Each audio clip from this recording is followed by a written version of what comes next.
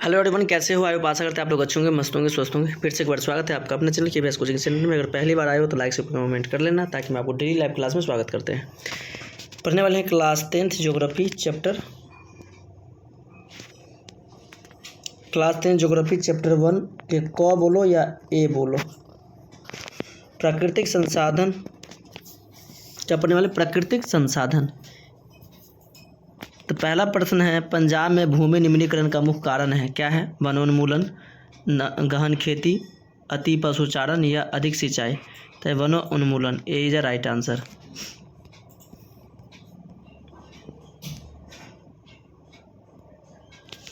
Question number 2 है, symphony कृषि किस राज्य में प्रचलित है? हरियाणा, पंजाब, बिहार के मैदान क्षेत्र या उत्तराखंड। आंसर हो जाएगा घ, उत्तराखंड।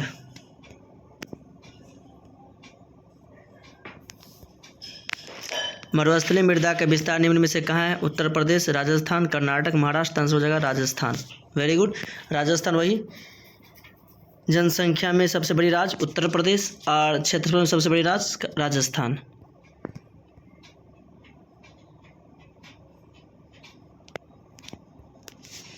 मेढक के प्रजनन को नष्ट करने वाला रसायन कौन है? बेंजीन, यूरिया, एंड्रीन या फास्फोरस। आंसर होगा एंड्रीन। काली मृदा का दूसरा नाम क्या है? बलुआई मिट्टी, रेगुर मृदा, लाल मिट्टी या पर्वतीय। तो रेगुर मृदा। भीबिया कर लो, भीबिया है। वेरी वेरी इंपॉर्टेंट क्वेश्चन है मेरे प्यारे भाई। पढ़ेंगे लघु उत्तरीय प्रश्न। जलोढ़ मिट्टी के विस्तार वाले राज्यों के नाम बताएं। इस मृदा में कौन कौन सी फसलें लगाई जा सकती है? जलोढ़ मिट्टी का मुख्यतः गंगा ब्रह्मपुत्र के मैदानी इलाकों में पाई जाती है। इसका विस्तार बिहार, उत्तर प्रदेश, पश्चिम बंगाल, असम और पंजाब में है। तटीय क्षेत्रों जैसे गुजरात, तमिलनाडु, केरल में भी यह मिट्टी पाई जाती है। यह मिट्टी बहुत उपजाऊ होती है। इसमें चावल, गेहूं, गन्ना, मक्का, दलहन, तिलहन और सब्जियां उगाई जाती है। समझे? मतलब कि जलोढ़ मिट्टी मुख्यतः गंगा ब्रह्मपुत्र के मैदानी इलाकों में पाई जाती है। क्वेश्चन नंबर 2 है, समुच्चय कृषि से आप क्या समझते हैं? समुच्चय कृषि पहाड़ी ढालों पर की जाने वाली एक विशेष कृषि पद्धति है। इसमें ढलान के समानांतर सीढ़ीनुमा खेती बनाई जाती है। यह पद्धति मिट्टी के कटाव को रोकती है और पानी को संरक्षित करती है। समुच्चय कृषि से पहाड़ी क्षेत्रों में खेती करना आसान हो जाता है। खेती करना क्या हो जाती है? आसान हो जाती है और फसल उत्पादन बढ़ जाता है। क्वेश्चन नंबर 3 है, पवन अपर्दन। पवन मतलब वायु अपर्दन या पवन अपर्दन वाले क्षेत्र में कृषि की कौन सी पद्धतियाँ उपयोगी मानी जाती है? कमेंट करना। तो पवन अपर्दन वाले क्षेत्रों में पटका कृषि सबसे उपयोगी मानी जाती है। इस पद्धति में फसलों के बीच घास की पट्टियाँ लगाई जाती है। ये घास की पट्टियाँ तेज हवाओं को रोकती है और मिट्टी के उड़ने को कम करती है। इससे फसलों की रक्षा होती है और मिट्टी नमी भी बनी रहती है। क्वेश्चन प्रश्न संख्या 4, भारत के किन भागों में डेल्टा का विकास हुआ है? वहाँ की मदा की क्या विशेषता है? भारत में मुख्य डेल्टा क्षेत्र पश्चिम बंगाल में गंगा ब्रह्मपुत्र डेल्टा और पूर्वी तट पर महानदी गोदावरी, कृष्णा और कावेरी नदियों के डेल्टा है।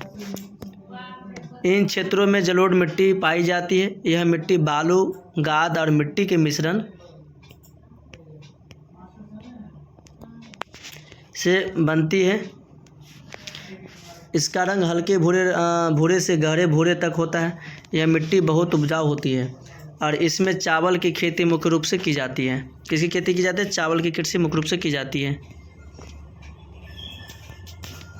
फसल चक्रण मृदा संरक्षण में किस प्रकार सहायक है? फसल चक्रण एक ऐसी पद्धति है जिसमें एक ही खेत में अलग अलग मौसम में अलग अलग फसलें उगाई जाती है। उसे कहते हैं फसल चक्रण या फसल चक्र कहते हैं।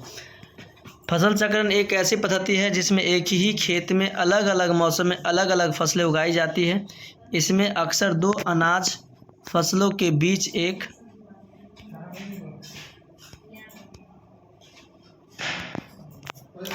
दलहन फसलें उगाई जाती हैं। दलहनी फसलें मिट्टी में नाइट्रोजन की मात्रा बढ़ाती है, जो मिट्टी की उर्वरता को बनाए रखने में मदद करता है। फसल चक्रण से मिट्टी के पोषक तत्व संतुलित रहते हैं और मिट्टी की संरचना भी सुधरती है।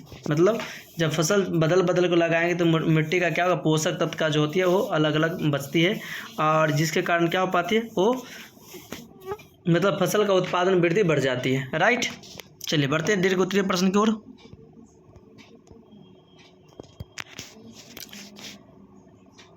जलाकांता कैसे उपस्थित होता है? मृदा अपरदन में इसकी क्या भूमिका है? जलाकांता तब होती है जब जमीन में पानी की मात्रा बहुत अधिक हो जाती है। यह मुख्यतः अति सिंचाई, खराब जल निकासी या भारी वर्षा के कारण होता है। जलाकांतता से मिट्टी में ऑक्सीजन की कमी हो जाती है, जिससे पौधे की जड़ें सड़ने लगती है। क्या लगती है? जड़ें सड़ने लगती है। इसमें मिट्टी में लवण और क्षार की मात्रा बढ़ जाती है, जो मिट्टी को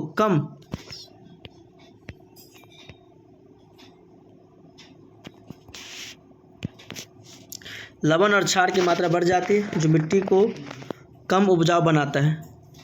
जलाकांतता में मिट्टी की संरचना को भी नुकसान पहुंचाती है, जिससे मिट्टी आसानी से बह जाती है। यह प्रक्रिया मृदा अपरदन को बढ़ावा देती है। भारत में पंजाब, हरियाणा और पश्चिम उत्तर प्रदेश जलाकांतता का एक गंभीर समस्या है। कहाँ? पंजाब, हरियाणा, पश्चिमी उत्तर प्रदेश में यह जलाकांतता की समस्या है। जैसे कि देखते होंगे कि बाढ़ के समय में फसल में पानी लगने के क्या फसल सड़ जाते हैं, मतलब पानी ज़्यादा हो जाने के कारण फसल सड़ जाते हैं। क्वेश्चन नंबर 2 है, मृदा संरक्षण पर एक निबंध लिखें। मृदा संरक्षण निबंध लिखें। निबंध बताइए कैसे लिखना है। मृदा या मिट्टी हमारे पर्यावरण का एक महत्वपूर्ण हिस्सा है।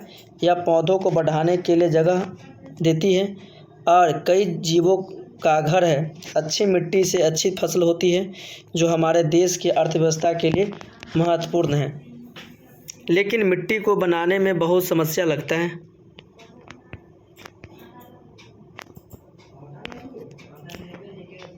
और यह आसानी से खराब हो जा सकती है। मिट्टी का कटाव या अपरदन एक बड़ी समस्या है। यह तेज हवा, बारिश, बाढ़, पेड़ों की कटाई और गलत तरीके से खेती करने से होता है। इससे अच्छी मिट्टी बह जाती है और खेती करना मुश्किल हो जाती है। मतलब जो मिट्टी होती है अच्छी क्या होती है, बह जाती है और अच्छी।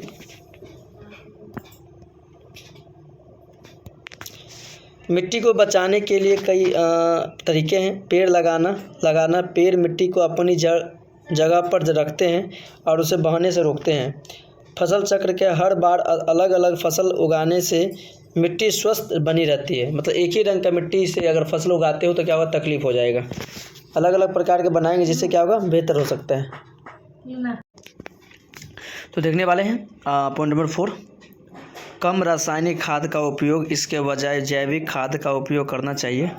पानी का सही उपयोग। बहुत ज़्यादा पानी देने से मिट्टी खराब हो सकती है।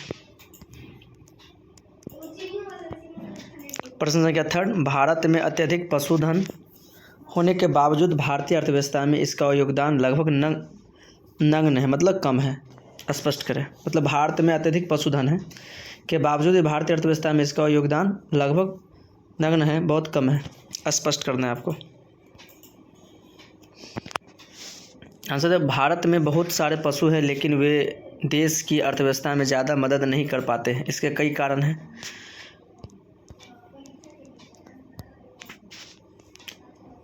चारे की कमी, पशुओं के लिए पर्याप्त चारागाह नहीं है, इससे वे स्वस्थ और मजबूत नहीं रह पाते हैं।